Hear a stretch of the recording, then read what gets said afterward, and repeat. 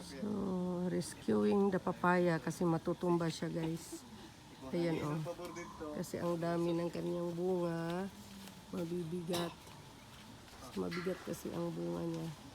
So, ang gawin ngayon, talian siya na may support doon papunta sa may niyog at doon sa kabila, oh.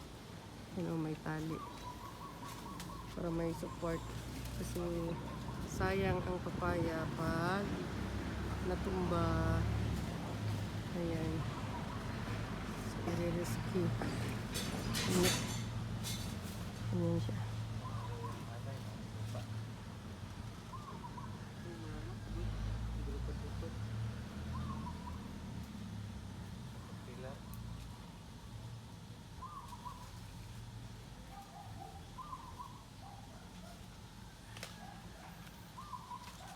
Ang hinog na doon, oh.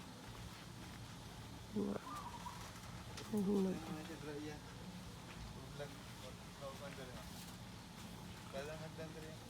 Ito nga, dapat tukuran sa daan, no? Dapat na siya itukod niya bago kuhaon ang tukod.